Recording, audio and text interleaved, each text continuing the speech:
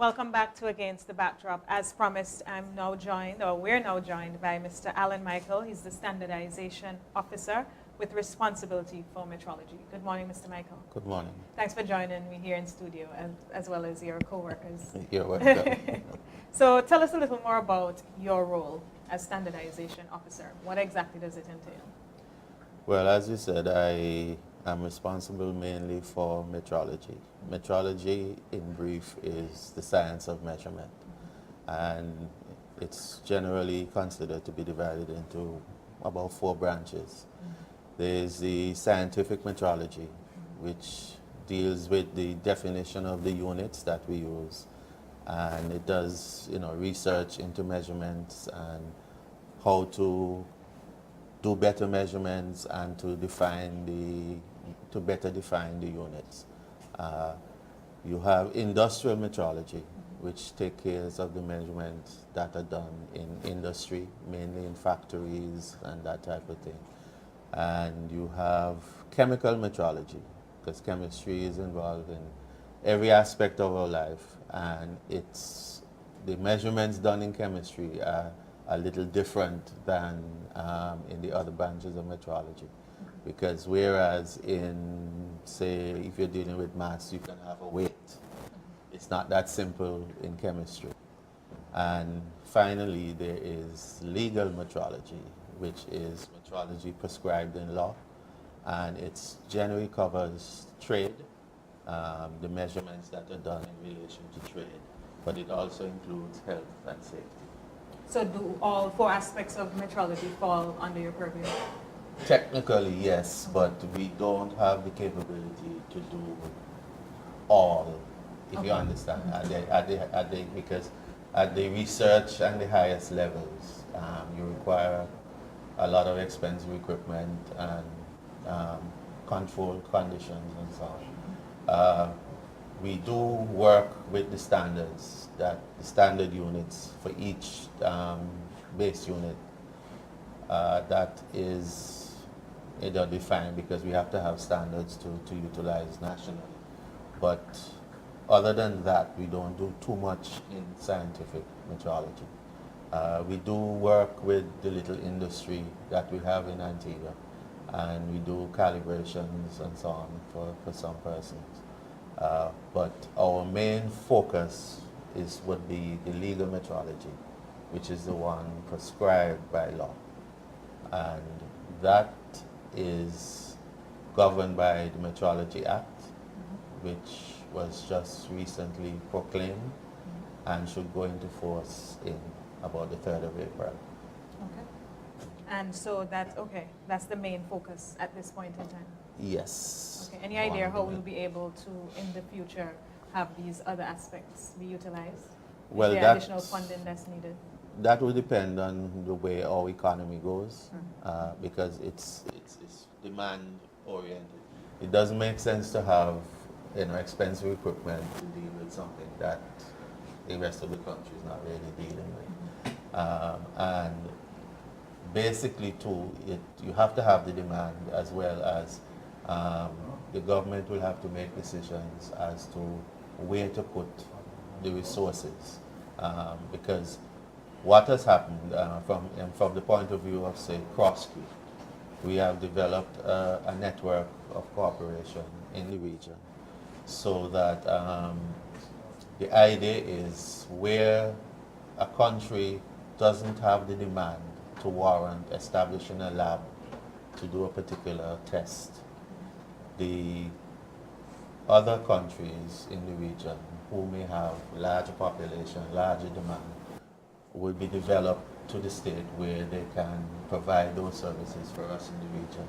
So if we need services from them, it would be easier to get them from a regional partner rather than having to go international to the UK, to the US and so on.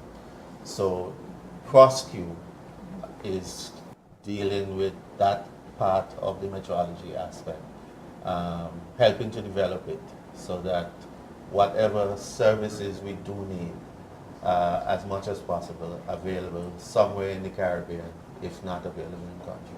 Okay, so could you give us an example of where legal metrology is used?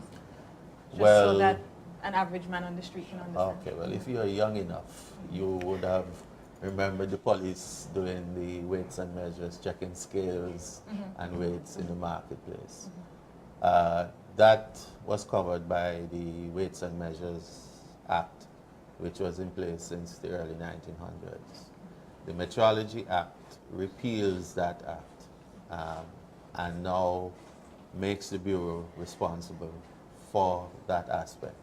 But it has expanded the scope because the police would probably have just dealt mainly with the weights and the scales. Now, our mandate is for all measuring instruments used in trade, health, and safety. So it has practically covers everything now. Everything. Okay. Right? And so that means that we will now have to start doing the checks on the scales, the weights, the gasoline pumps, you know, even the people who sell cloth, the tapes and rules will have to be checked. It's a whole gamut because, for instance, in health, you use temperature for the to detect the temperature of your food and so on. So those things will have to be verified. The thermometers used will have to be verified and things like that. So it's a wide scope. And how often are these checks to be done? Well, the Act mandates that at least once a year, but that can be changed to be more frequently, depending on how you determine the service is required. Because, for instance, if a particular company has a lot of business and they're using the equipment a lot, you'd find it may need to be calibrated more frequently than once a year. So the Act makes provision for us to do spot checks and to do it more frequently than once a year. But you must do it at least once a year. Okay. So we have just a few minutes remaining, and there was a Metrology Corporation initiative recently. If you could just tell us a little more about that. Okay, it's called CROSQ, and rather than it's an acronym, but it doesn't spell it out straightly. But it's mainly talking about capacity building in scientific and technological institutions through the use of past experience and knowledge within the institutions. So we are participating in two areas. The director is participating in a working group dealing with strategic planning, and I am participating in a working group dealing with a regional training offer. And there, it's mainly for the users of metrology services.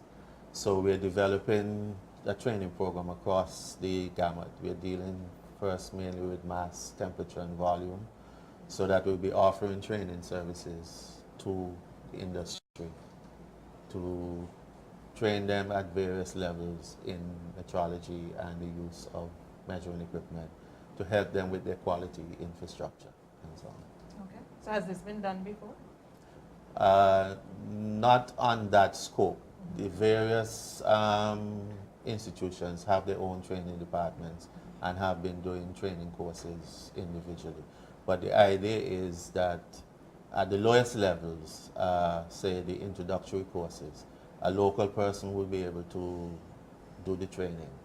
But at the higher levels, we are developing a cadre of experts who, if you don't have one local, if one of the experts is not local, they are assigned from one of the other branches to come and do the training.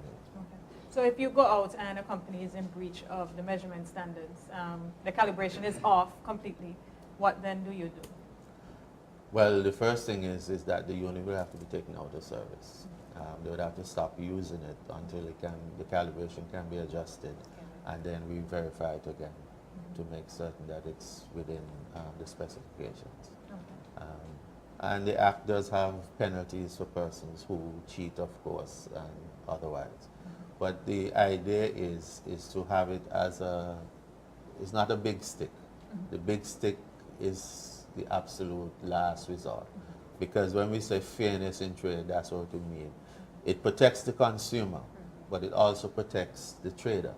Because if the trader is overselling, say for instance they're giving more than they should,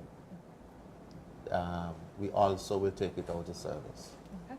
Right? All right, so we have to leave it there. Mr. Alan Michael, Standardization Officer with responsibility for metrology, and Latoya Burnham, Technical Officer, and she's from the CARICOM Regional Organization for Standards and Quality, Secretariat, CROSQ, and also to Mrs. Solange Baptiste. She's the Manager of Information Services at the Antigua and Barbuda Bureau of Standards. And earlier on, we were joined by Novena Brown. She's the logo winner of the National Quality Awards Program, and also Ms. Carleen Russell. She is the project coordinator, 10th EDF program from the CROSQ Secretariat. Thank you once again for joining me here this morning on Against the Backdrop. Thank you very much. Thank you very much. Thank you very much. And it's a very interesting discussion, and I like to hear about the calibrations, but hopefully we'll have another discussion more Yes, we will. in depth at a Metrology later days time. coming up. Yes, Yeah. World Metrology Day is in May. So. In May, okay, Yeah. perfect. So we can arrange for a discussion on that. Thanks once again for joining me. And as always, stay tuned to ABS TV Channel 10 and ABS Radio 90.5 FM.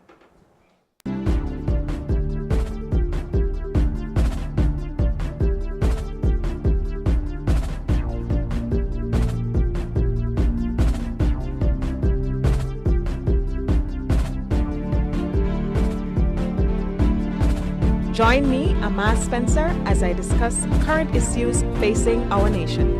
Against the Backdrop.